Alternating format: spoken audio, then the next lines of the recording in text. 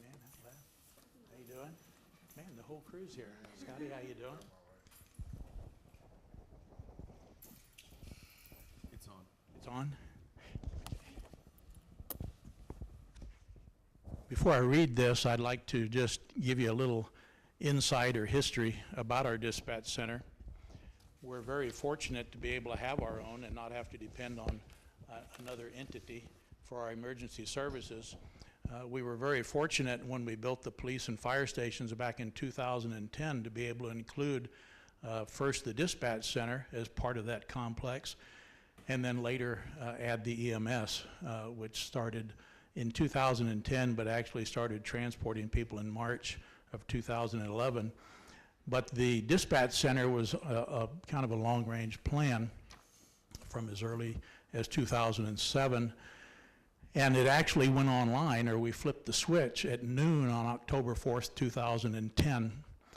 And it's grown. We now have an extra, we started out with 2 dispatch desks or consoles. Now we have 3. And we have 9 full-time dispatchers. And I want to brag on us a little bit.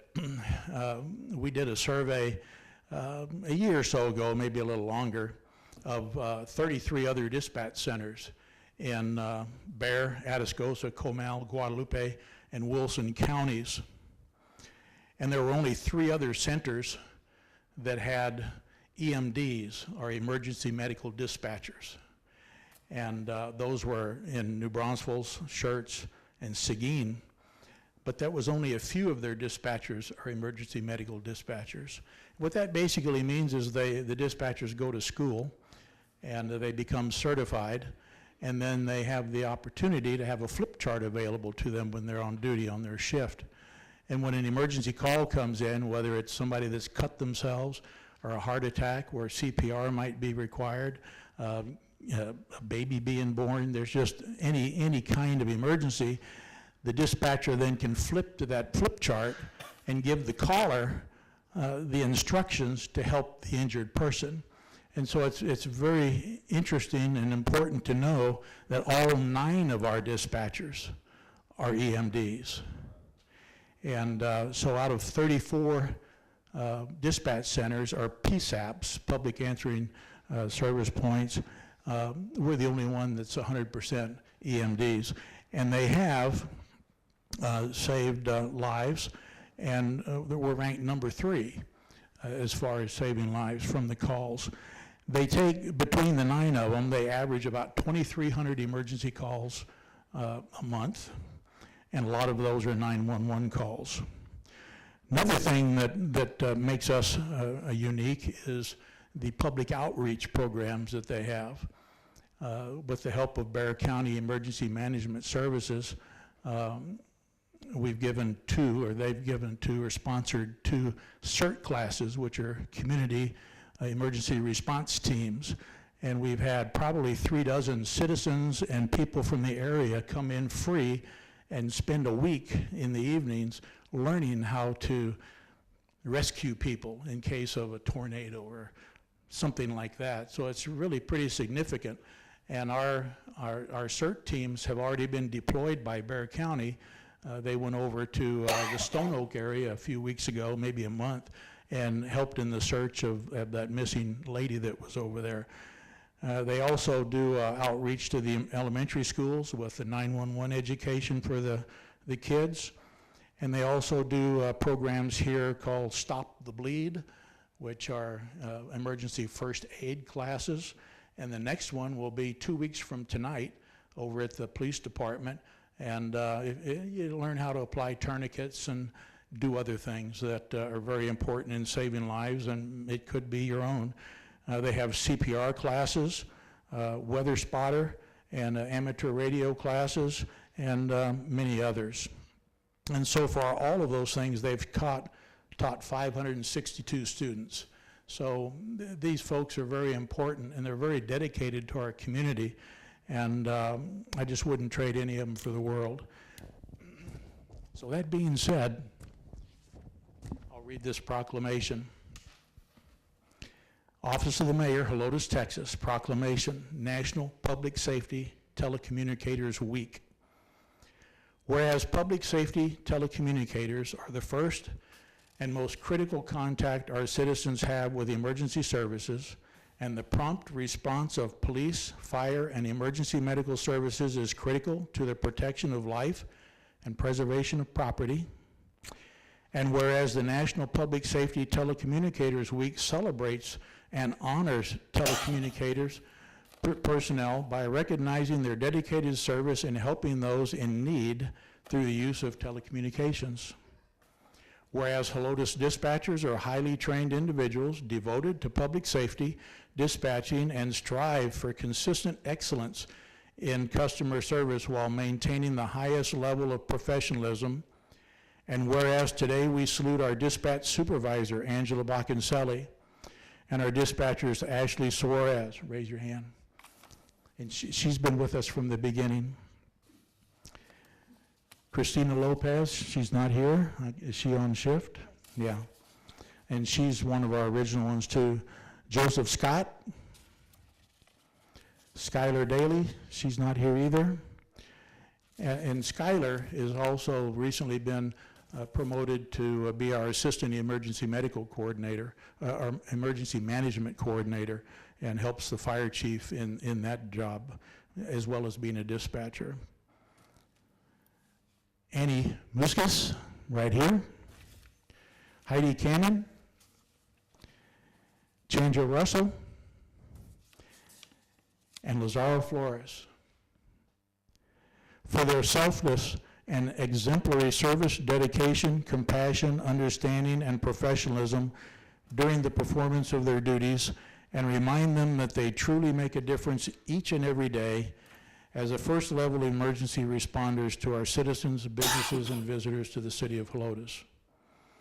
Now, therefore, I, Thomas A. Schoolcraft, on behalf of the members of the City Council, and by virtue of the authority vested in me as mayor of the city of Helotes, Texas, do hereby proclaim the week of April 14th through 20th, 2019, as National Public Safety Telecommunicators Week, and recognize and commend our dispatchers for their service to our community, and witness wherever I have set my seal and caused this seal to be affixed.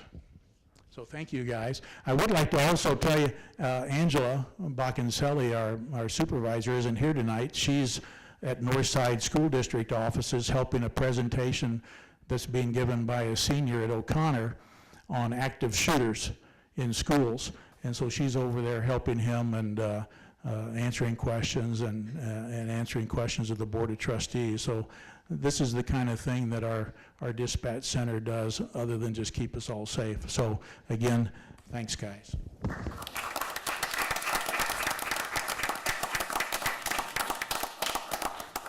honored. Okay, Scotty. We got a picture being taken by anybody? I did. You did? Okay, very good. There you go. Thank you.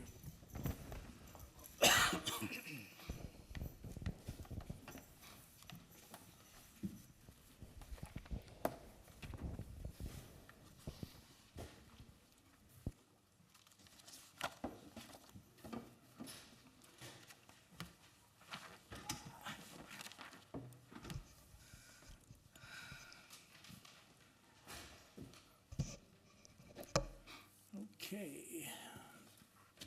Next up on the agenda, we have citizens to be heard, and we have one person that signed up to speak, and that is Veronica Biarjes. Okay, come on up and state your name and address, if you would, Veronica, and then you have 3 minutes from when you state your name and address. So, okay. Welcome. My name is Veronica Barajas. I live at 13710 Flying W Trail here in Helotes. And I'm just expressing my concern about the building that's coming up on Monarch on the opposite entrance to our neighborhood. My main concern is that it does not fit in with the scenic environment that our town is known for.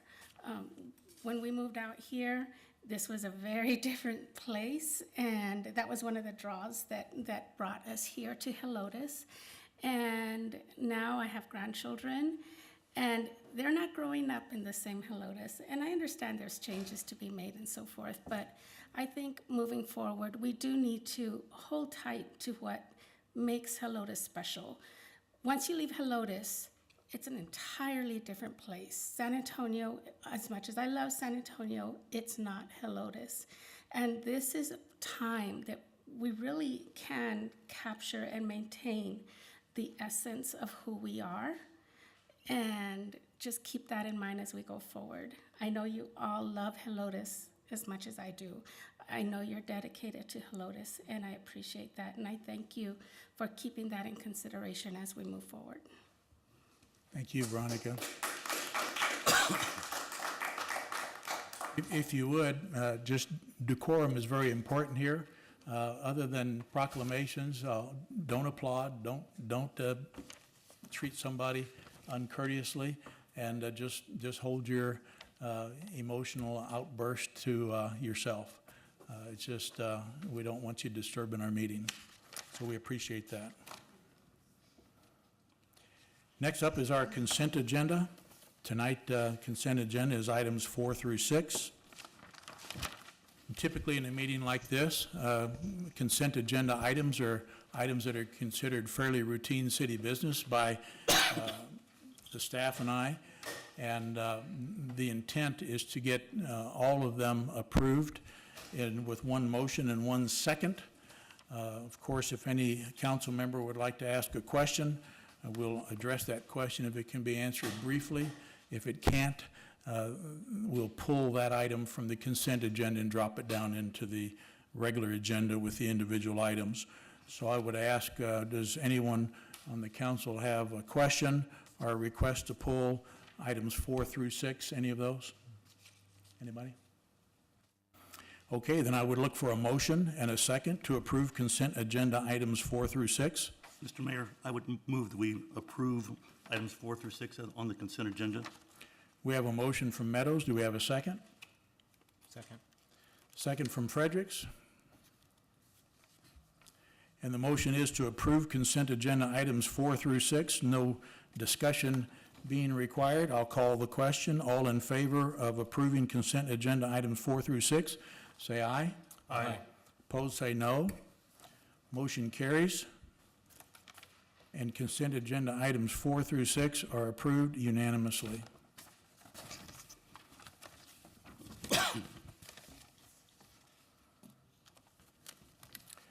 This moves us down to item number 7, and this is discussion of and action on a request by Parker & Parker Investment Properties, LP, for approval of a conceptual design plan for Judicial Services Company, a proposed office building located at 15248 Scenic Loop Road. So if I can have a motion and a second to discuss and take action on this item, it would be great. Mayor, I make a motion, we discuss, take action on 7. I have a motion from Buys. Do we have a second? I'll second that. Second from Massey. Okay, Bert, it's your motion, so you're up first. I agree with the P&Z's recommendation to approve the conceptual design plan. They also made some stipulations about the lighting and the wainscot and the buffer zones and all that. And as far as I can tell, it is in compliance. This property has been zoned B2, which is Neighborhood Service District since the city was incorporated in 1981.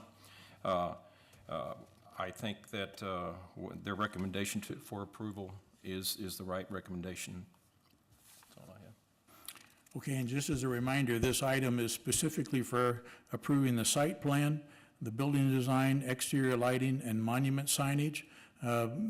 Feel free to discuss any of those items as part of the discussion. If you feel that we need to, we can divide the question and vote on each of the 4 separately, but hopefully we can get together and vote on all 4 as one motion. Cynthia?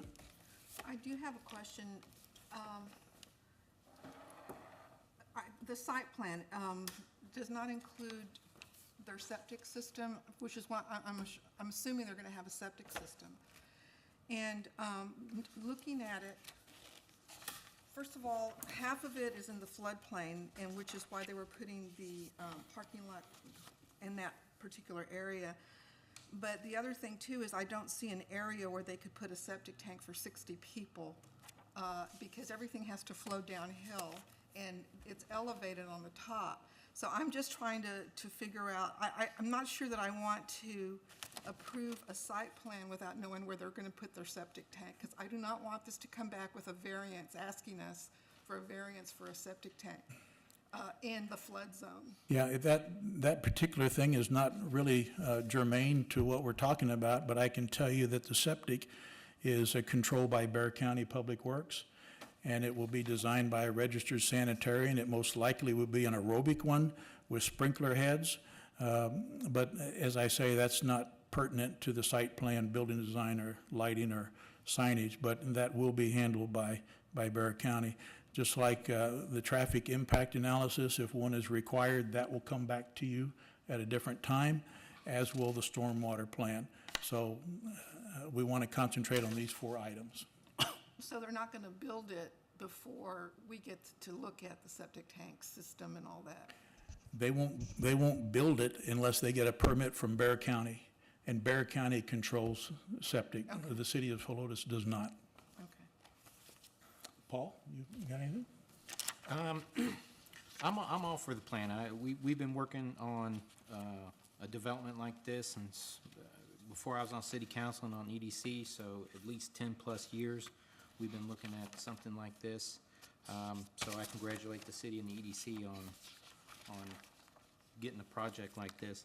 The only thing, the site plan, the only thing I can say about it is if they could really just put as much landscaping as they can between the front area and the parking lot.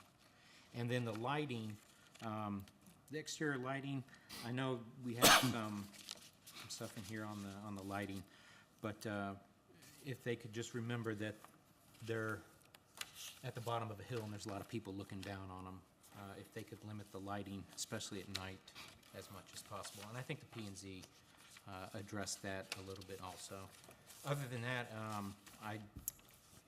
I'm okay with the site plan. I like the building design, and I think the monument sign is in fitting with the development and kind of our standards.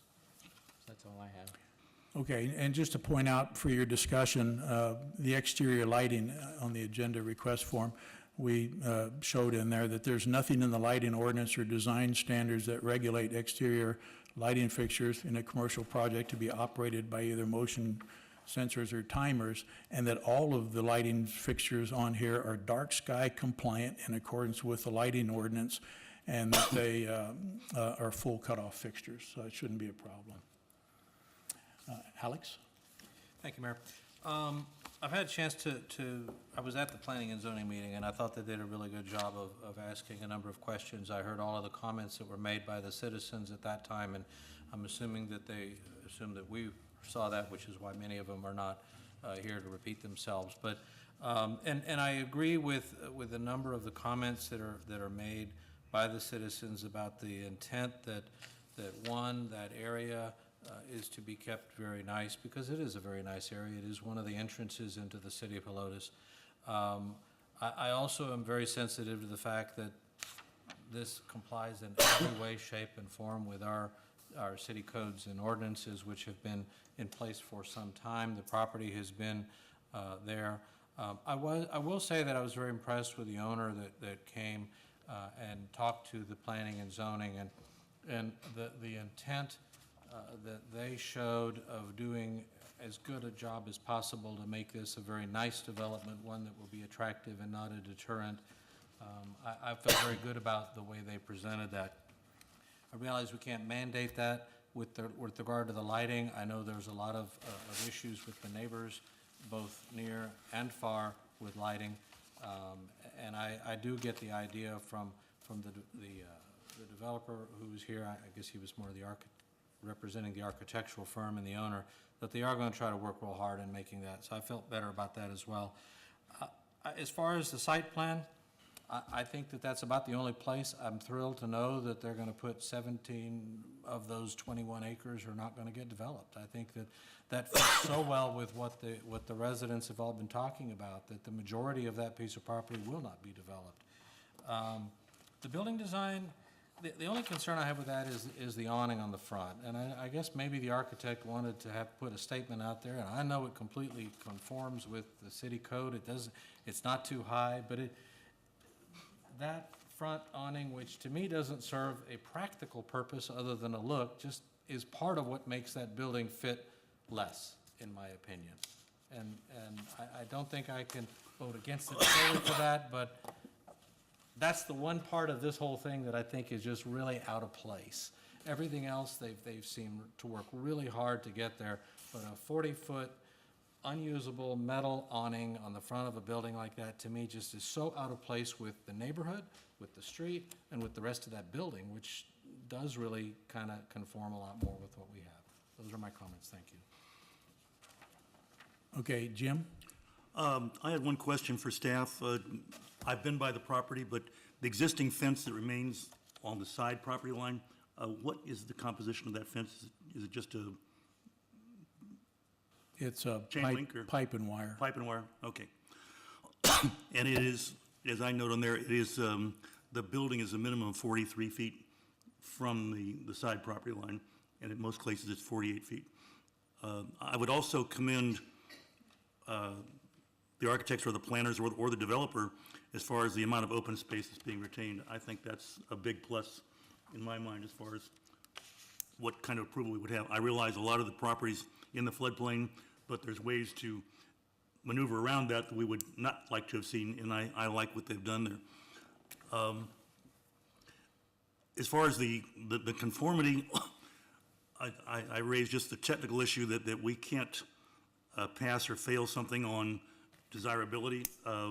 We have to deal with how it conforms with our zoning, and you can't legislate taste as far as my good taste is your bad taste, et cetera. So it's something that we have to stick with factual evidences of what's allowed in that zoning area and what's allowed in as far as in the uses. So with those reasons, I favor the project. Okay, we'll go back for the second round. I do want to let you all know, I noticed the Parkers came in, and they're here. If you have any questions specifically for them, we'll allow them to come up to the podium and answer your questions. So, Bert, you have any follow-up? No, I know we're just supposed to discuss the site plan, building design, exterior lighting, and monument signage, but I'd just like to say that this type of office is much less impactful than a lot of the other uses that this B2 could be used for. So, and the site plan and everything else, I'm good with. Cynthia? Yeah, I was on the second floor, we have lease space. So there's going to be another business there, what else is going to be going on in this building? They had that option, and P&Z pointed that out too, and the Parkers stated that their adult children are getting out of law school, and they're going to be working with them, and so they're maintaining the whole building for their own business for expansion into the future. And I do agree with the P&Z's recommendations of putting the rock all the way around the building rather than just in the front. Actually, P&Z recommended a 3-foot wainscot only on the back, and that's not required by code. Only on the back, it's on the front, right?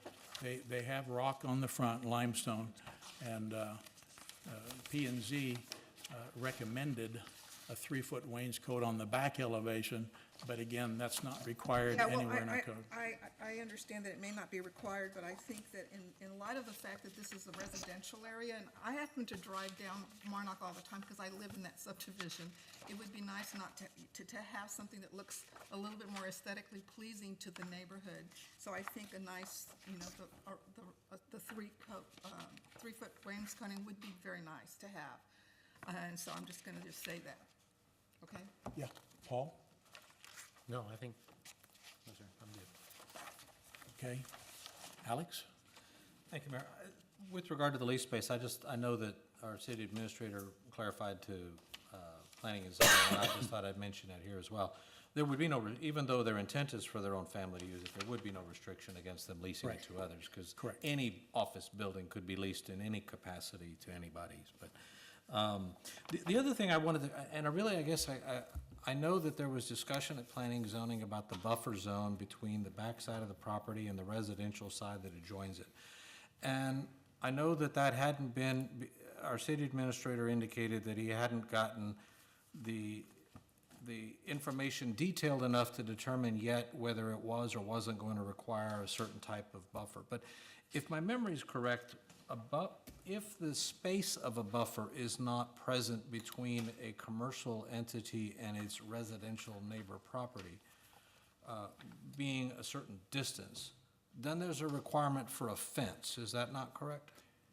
Yes, but in the packet, we did get a definitive answer on that. Okay. Because I didn't want to come in here with questions, and a buffer is not required. Okay. They're outside the minimum distance between a B2 and an R1 that requires a buffer in the form of a fence, and they're not required. Good, because I was very worried that we would then turn around and require an 8-foot privacy fence along the back of that property, which may actually be worse than anything else. So I hadn't had a chance since the last time I looked at the packet to see the amendment to it, so I'm very glad. I just want to make sure to ask that question, because I really didn't want an 8-foot privacy fence to be required by the city along their property line. That wouldn't have helped. Thank you. Yeah.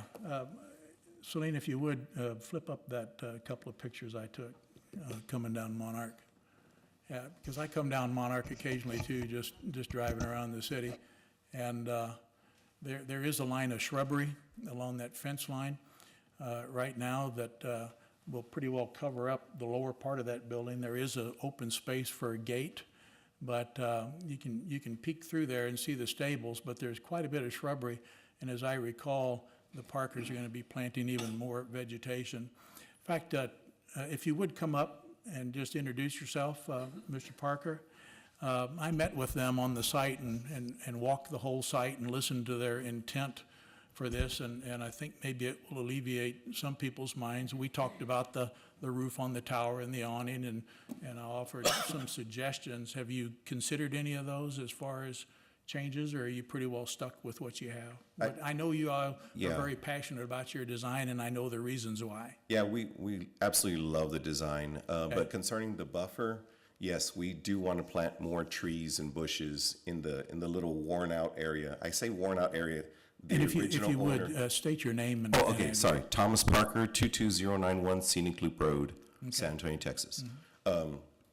The buffer area, the original owners had built like a small stone wall, so only small shrubs could grow there. So we were thinking of possibly planting either larger bushes or trees that can grow right on the outside of the wall, or the inside of the wall.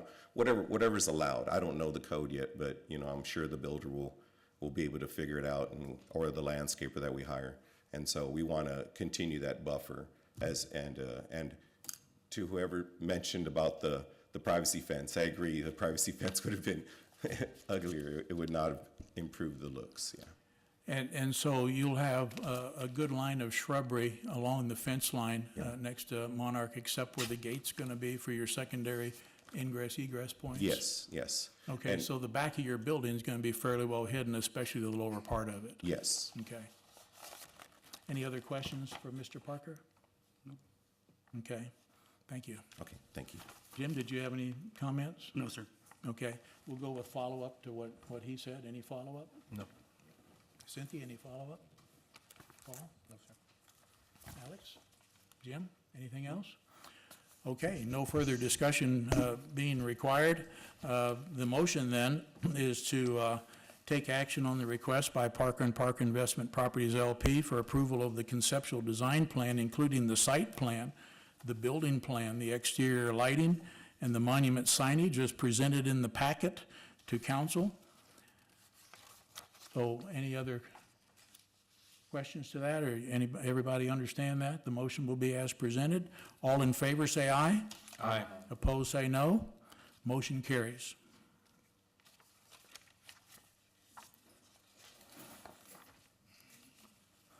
Next up is number 8, discussion of and action on a request by Russell Young for approval of a conceptual design plan for a building addition to Young Brothers Fire Protection located at 14107 Bandera Road. So if we can have a motion and a second, please.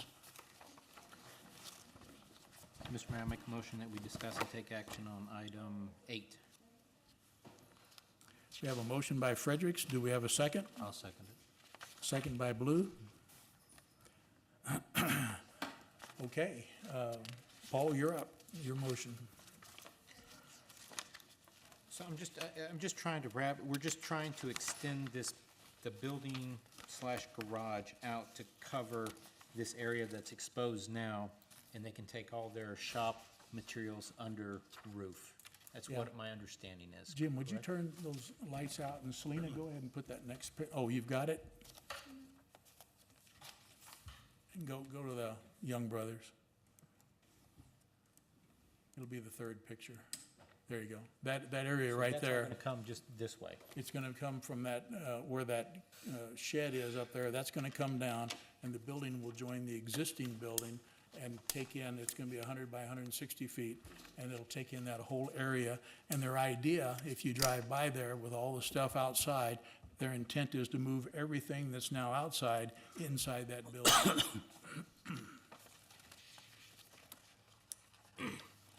And it looks like the building material will be the same as the one here, the beige and metal Yes. roof. Okay. No, I'm all for it. I mean, it'll actually kind of beautify that area, if you can beautify a industrial operation. Yeah, I know, we looked, and we look at these things long and hard, and it is something that can be done. So I'm all for the project, and I actually probably appreciate them doing that. Okay, Alex? Thank you, Mayor. I agree. I think it's going to be beneficial in the long run. I would note that the addition really is actually almost twice the size of the existing building, so it's not like you're adding a room to a house. It's an extremely large addition to the building. And I'd like to point out one of the recommendations that Planning and Zoning had attached to that, and that was the interest in, given the fact that you can see this building from both Bandera Road and Old Bandera Road, and it is right there along the route where we have parades and market days and all that. So their recommendation was to require the breaking up of the solid metal wall of 100 and metal wall of 160 foot with an occasional column made of a different material. They recommended brick or stone, but I think a different material, maybe even a little color difference in some area to make it less of just a massive flat wall. I'm not trying to drive the price up, but that is a very large metal wall right there, all in one place, right smack at the entrance to Old Town. And I think that would be something that we would, I know Planning and Zoning in their times in the past have made that requirement, despite the fact that code doesn't necessarily require it, because it is, building design is a part of our code, and so we can have that authority. I just think it's a good idea. I don't want to necessarily mandate a certain number of feet apart or whatever, or maybe make it expensive. But I do think that when you see the size of that building in the end, it is going to make a difference if you kind of break it up. One of the codes that we have in Old Town, which while this is not in Old Town, but is right next door, is to have a break in the size of the building so that you don't have a huge big box. And part of our Old Town code does require that buildings have different shapes to them to kind of cause that same effect. And I don't think that that's a bad recommendation on Planning and Zoning, and I would hope that that's something we could include in our motion, if the rest of the council agrees, to require at least something to break up that wall look of that. Otherwise, I think it's a wonderful project. Thank you. Cynthia? I agree. I'm looking at the little draw, the little, I don't know what this is, the design, I guess you would Yeah. call it. And I was looking at it and I was like, I don't understand the one on the bottom. Can someone tell me what that is? This one? That's the side of the building. But what is that thing in the middle of it? It breaks the building up, so it's not I don't think it has a purpose. I mean, I know what it's Are supposed to those be. two different buildings, or? No, it's supposed to be sort of a lapse of 160 feet, but it's, Actually, what that is their attempt at showing the roof. Picture the slope, look at the ridge of the roof, and then look at the she's eave talking height. about, she's talking about the bottom one. This one. With the She's- break Yeah, I know. between the building. Oh, that break? Yeah, that's just, they're not showing the whole length, so that's just two match lines. Oh, And- But it's and not even now necessary let me because ask you So this. part of it's left out. I like the idea of, you know, of having a building to put all that stuff in. I get that. But I'm with Councilmember Blue on, this is a huge building. And then usually when we approve something, we have something that looks like something. This drawing is not very helpful to me. I don't want to approve it based on this drawing, just because I'm not even exactly sure what this is all about. I don't see, you said it's going to be the same color, that same color, basically? It's just That's going to what- basically look similar to what they already have, it's just going to be a big, Correct. thing. It'll be an addition to. I would like to, and is it not in Old Town? I thought it was in the Old Town district. It's right on the exterior of it? Correct. Okay. But it would be nice for it to look a little bit, I agree with breaking it up a little bit, just, you know, a pillar here and there maybe, to This make is, it look nicer. this is really about as good as it's going to get until they get approval and go to a metal building manufacturer, and then the metal building manufacturer will give them some shop drawings, but they are not going to be much different than this, other than just larger and give more dimensions. I understand that. I just, okay, well, Jim? I'm generally in favor. I'm looking at their letter of March 19th, and it doesn't say all of their stuff, and it says a large part of our materials would go inside. I'd like to strongly encourage that the more, it is, to me, it's a very negative for that, driving down that road, what's out there now. So I'm very applauding of the fact that they're putting everything they possibly can inside, but I don't want to change their language, but I just would encourage them to be everything they can instead of just a large part. A large part could be 51%, and we'd still have a yard out there that would be filled with materials. And I'd like to make sure that we encourage them to put as much as possible. In that size of building, everything we've talked about already, with that size of building, they should be able to put any size of materials or pipes or anything else that they have on site, should be able to go inside. Okay. Bert? Okay. The building that's already there, it's got the, I guess, the wainscot and the rock columns in the front, right? It has rock up to the bottom of the porch, and then the. Yeah, but the there's front of nothing it- going along the sides or the back. No. I don't understand why we're fact, I took- we're making him, making this guy, the Young brothers put a wainscot all the way around and do all the rest of the stuff you guys are talking about. I don't understand. You're gonna have one building that looks one way, and you're gonna have another building that looks another way. Yeah, see, this is the existing building. I went Yeah. by and took some pictures. There's no rock wainscoting on the side. I and, don't understand that. Show the one before that, Selena.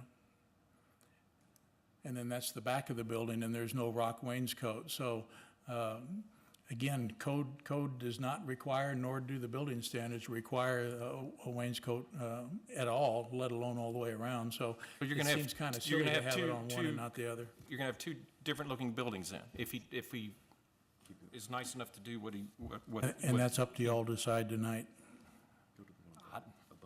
I'm not for making him wrap the entire building in wainscot. Okay, well, that's what discussion's for, and so we'll get back to that. Okay, Paul, any follow-up to that?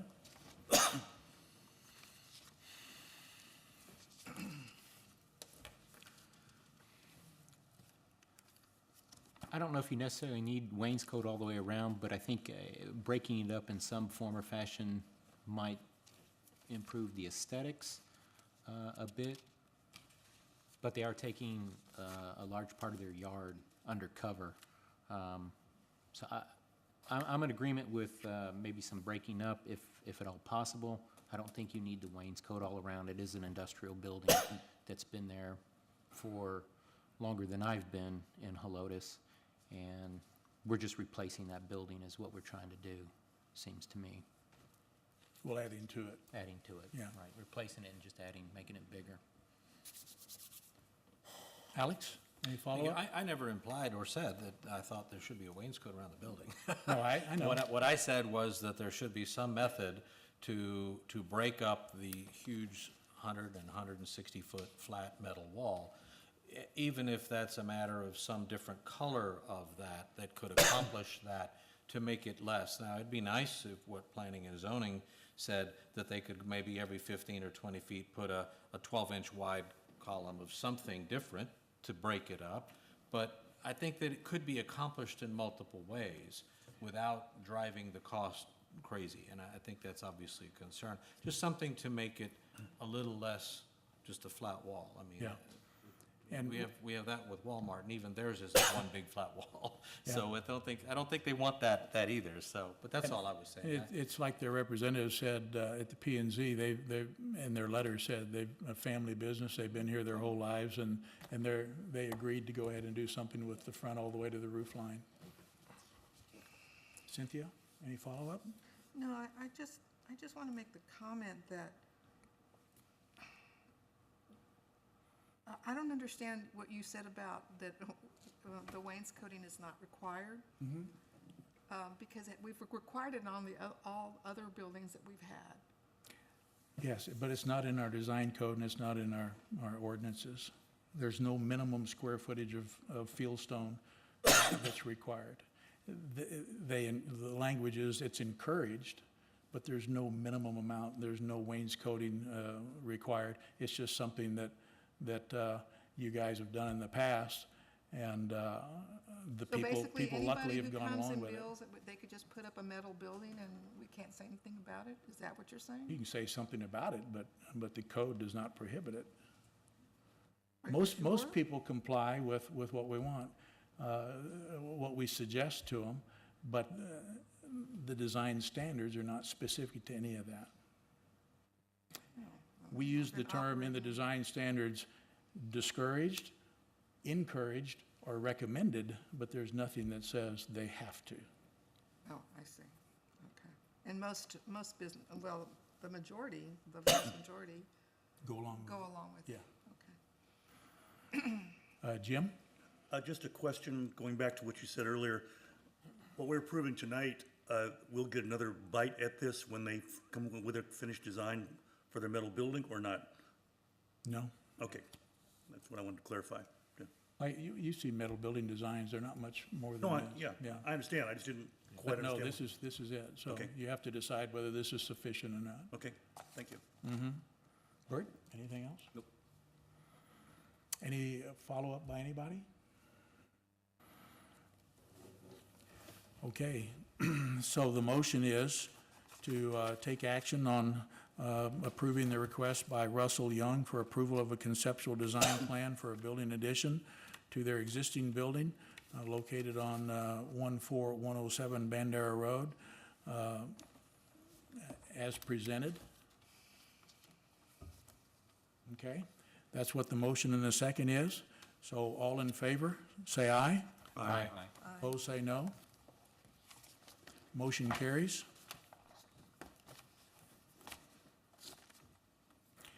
Next, we have the discussion and action on an ordinance amending Municipal Code of Ordinances, Chapter 86, Traffic and Vehicles, by adding Article 7, Motor-Assisted Scooters.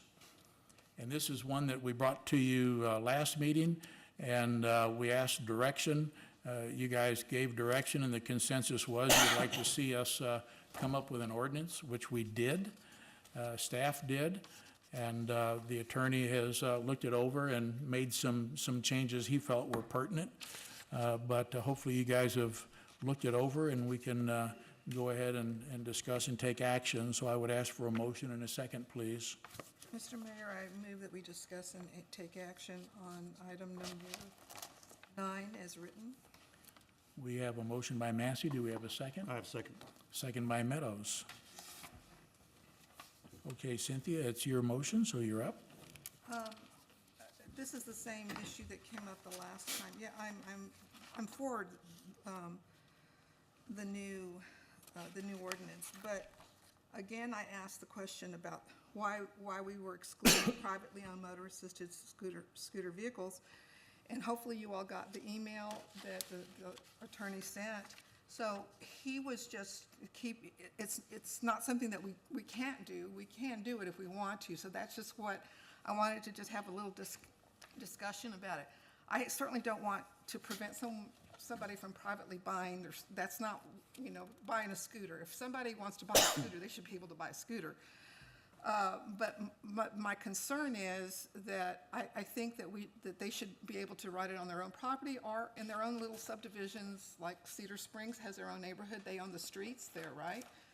Does Iron Horse Canyon, or not Iron Horse Canyon, but. Los Reyes. Los Reyes, do y'all own your own streets? We do. So my thinking is that those people who have privately owned vehicles, and if they want to ride in those privately owned streets, but I still don't think that we want scooters in Old Town, especially during, and this will exclude that. Somebody can, as you said, Councilmember Meadows mentioned, some people do own these scooters in his subdivision, and he's seen them laying around.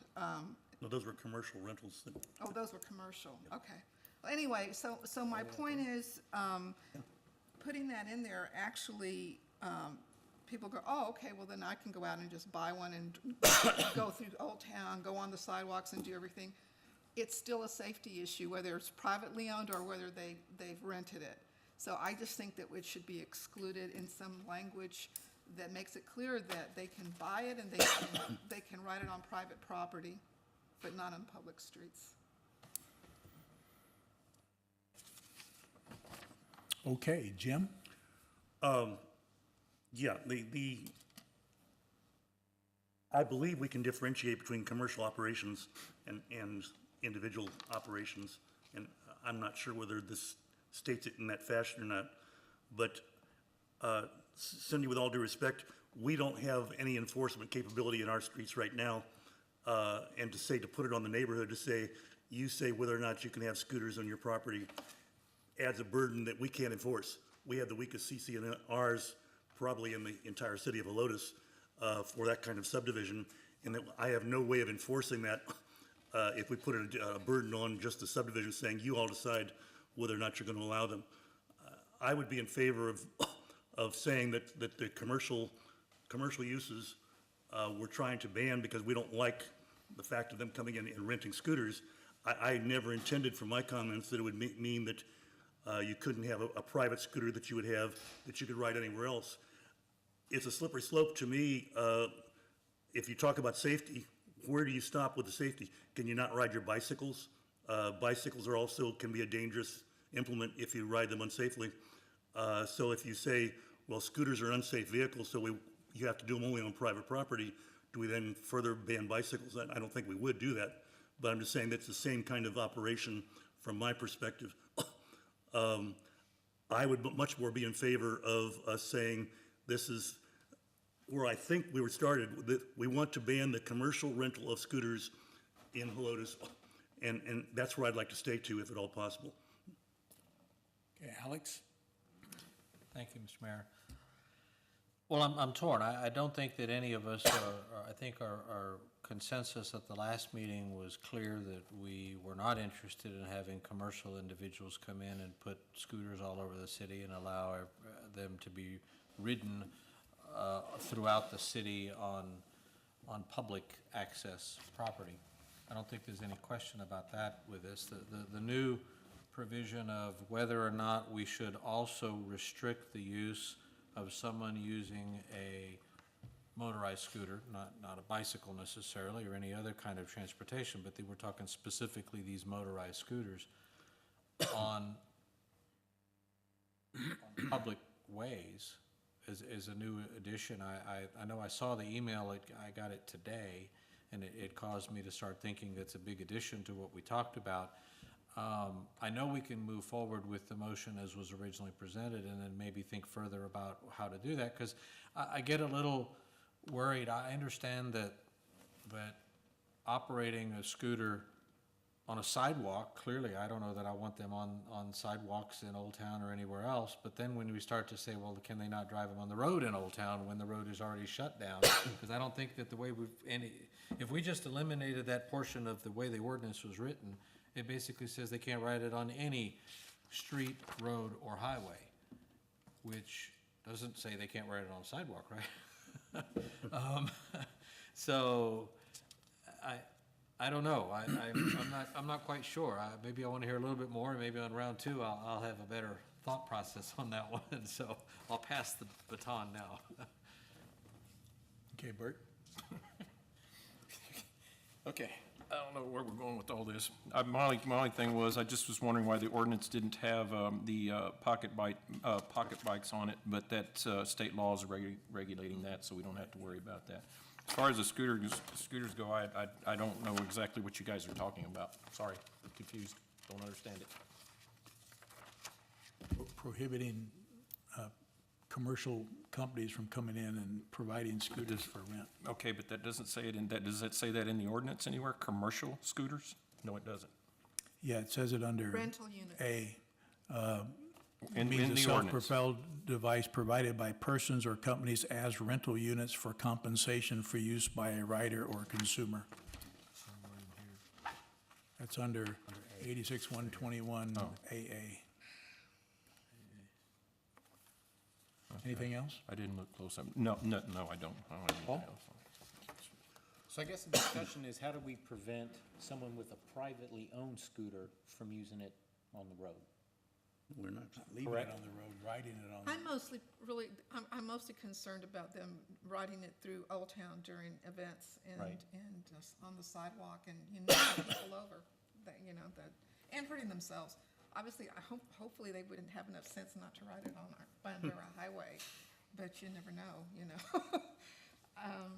So, Anything else?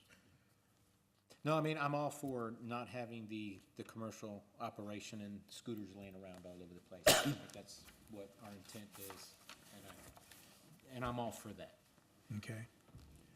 Cynthia, anything else? yeah, no, I just, just adding that privately, adding the B in there, if he didn't add it in there, see, I guess it just calls it out, and that bothers me, but, I guess we can wait and see how it works out, and if we start having problems with people who privately own them, knocking people down, then we can add it to the ordinance. I mean, if that's how people, anyway, that's kind of how I feel. Jim, any follow-up? I agree totally. I think that could be addressed as a totally separate issue if and when we decide we have a problem. What we're trying to do here is to limit or eliminate commercial rental scooters within the city limits. And that's where we're starting from. And I'd like to keep it as close to there as possible. If we find we've created other issues or other issues come up, let's deal with them as a separate issue. Yeah. Okay. Alex? I guess I have a question. When we have a special event, and I'm thinking basically market days here, right? Not the parades, because we have people with scooters and motorbikes and bicycles and everything else in the parade, which is an event. Do we have any other restriction on the use of any sort of transportation within the market days section? I mean, if a 12-year-old child decided to take their 10-speed bike and was weaving through all of the things, would the police stop them and say, hey, stop, get out?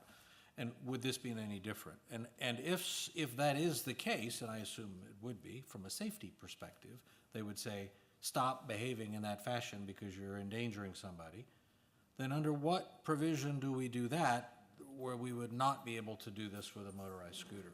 That's kind of my question, because I agree. I think the biggest event that we're talking about here is that event-wise, because that's when you get the crowds that somebody could get hurt. Not that, whatever, but I guess maybe to you, Mayor, or City Administrator, how would we enforce that type of behavior at this event to begin Yeah, with? we don't really have a problem that I'm aware of. Rick can speak to it if I miss something. We do have a lot of people on bicycles down there on weekends, but typically they're in their bicycle riding outfits and they walk their bike going to wherever they've parked. I don't remember seeing anybody really riding it, but yeah, if they're riding it and our security people see it and they're endangering folks, then they would stop them.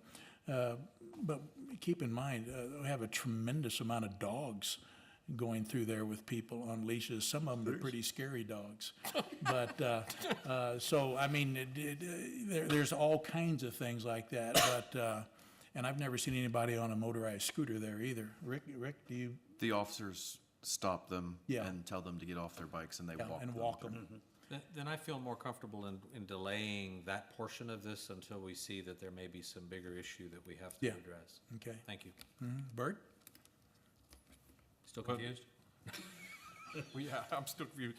I mean, but if we look at our ordinance about golf carts, we allow them in residential areas. It's a motorized vehicle. I know it's four wheels, not two, but we're allowing the golf carts in our residential areas.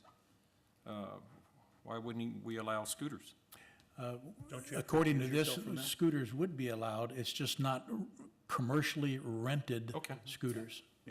Well, I mean, we were already allowing golf carts. I don't know what the difference is here. The golf carts aren't left on the side of the road. No, and- I'm not talking about the commercial, I'm talking about the privately owned ones. Oh, okay, they can be The golf as, carts are privately owned. as long as they're licensed, insured, and have all of Right. the safety measures on them, then yes. They have to have the slow-moving vehicle and all that, yeah. And that's part of You our couldn't do that traffic to a code. You couldn't do that to a scooter, I guess. Wow, that's all I've got. This ordinance does not prohibit privately owned motor-assisted scooters. Right. Councilman Massey was talking about possibly including that prohibition in With this the other. ordinance or In at oth- a future date. Well, that's what I'm In other I'm words, trying to striking see her B. point of view, Oh, okay. yeah. That's all I have. Paul, No, I'm good. you're good? Anything else? Anything from down there? Okay, well, then we will go ahead and call the question. And in this case, a yes vote or an aye vote will be to approve the ordinance as presented and by the attorneys. And anything that comes up, we can address later if we've overlooked something that might be a problem. But this one will be easy to enforce, whereas anything else might be problematic. So again, a yes vote is to approve the prohibition of motor-assisted scooters provided by persons or companies as rental units for compensation for use by a rider or consumer. So all in favor of approving the prohibition of these vehicles, say aye. Aye. Opposed, say no. Motion carries. And last on our agenda is discussion of an action on a contract for collections of emergency medical services accounts between the City of Helotes and Lineberger, Gogan, Blair, and Sampson LLP. And Rick did a pretty good agenda request form, but if you have any questions, Rick can address some of the issues that we have with overdue insurance claims resulting from EMS transports and other assorted calls by our EMS. And this is just at a certain point handing it over from Business and Professional Services, who is the primary collector of this, but they only do it for 6 months. And then after that, they turn it over to credit bureaus. What we're trying to prevent is it not going to credit bureaus, but at that 6-month period, it'll trade off from Business and Professional Services to Lineberger, LGBS, and they will take it from there until we can't pursue it anymore as far as collection. Did I get that right? Yes, sir. Okay. So we'll take a motion and a second to discuss and take action on approving this contract with LGBS. Mayor, I would move that we approve, take up action and discussion for approval on the item. Okay? I'll second. And a second by Bert. And the 30% that's quoted in here, that's what we're paying Business and Professional Services, so it won't cost us any money, more than what we're already spending, and we don't pay them unless they collect something. just like in the property tax stuff. Okay, Jim, it's your motion, so let's hear it. I have one question for staff, and that is, what's our success rate right now on collections under the current system? Are we getting almost everything that's outstanding, or is it? Yes, I mean, let me step back. EMS collections are a hard collection Right. to get.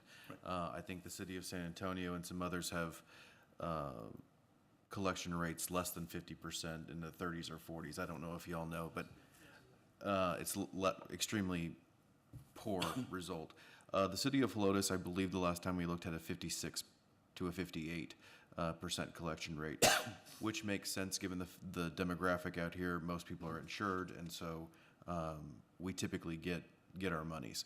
The issue that we're having is for those that we don't, most likely transient populations going to floors and things like that.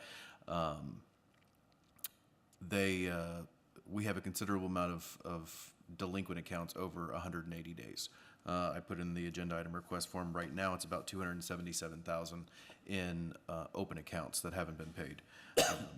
So in looking at this, we tried to figure out whether it was worth it sticking with Business and Professional Services, who at 180 days reports it to a credit bureau but does nothing really at that point to collect that debt, or if it made sense for us to go with an attorney's office that we are currently under contract with for both municipal court fines, warrants essentially, and delinquent property tax accounts, and that would be LGBS. And so we're thinking that because it's then at 180 days coming from an actual attorney's office rather than from Business and Professional Services, which is merely just a corporation, not a legal office, that we might get a better result in those collections. And so that's why we're proposing that tonight. But the percentage from what we're getting with warrant fines and fees, it's the exact same percentage. As a matter of fact, it's almost the identical contract that we have for warrant collections.